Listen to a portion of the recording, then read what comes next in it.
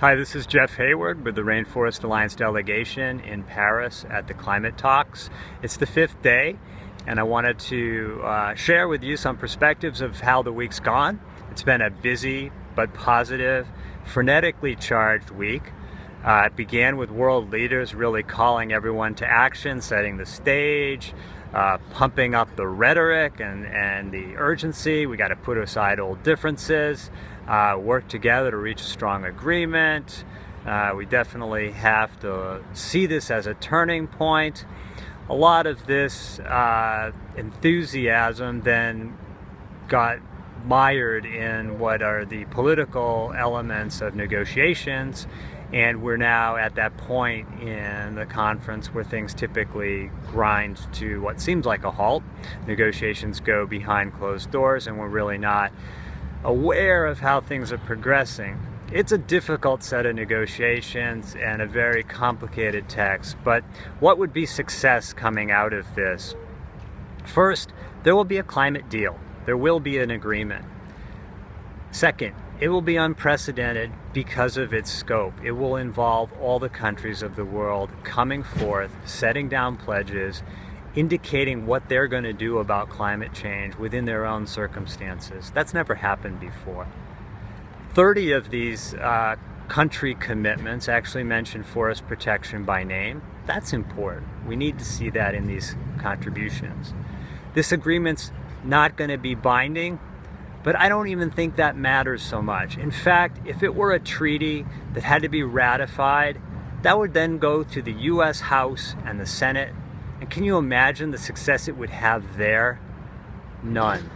So, I mean, we don't need a legal agreement to build trust, to build confidence, and to create the strength and the measures that will allow this climate agreement to go forward. And that's probably what Paris is going to provide us with. In terms of things like reducing emissions from deforestation and degradation, that may not even be in the agreement by name. But the important thing about REDD is it's already been agreed to, and all the technical details have been worked out in past COP decisions. So for this agreement to be successful, it has to mention the financial mechanisms, it has to mention the past decisions that talked about REDD, and it has to have pointers to forests and land use and agriculture. I think all of those things will be in there.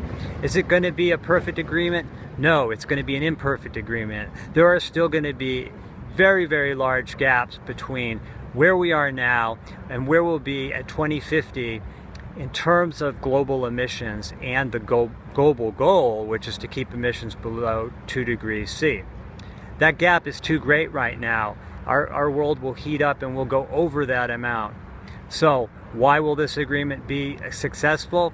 Even as it's imperfect and even as there is emissions gap and it doesn't go far enough?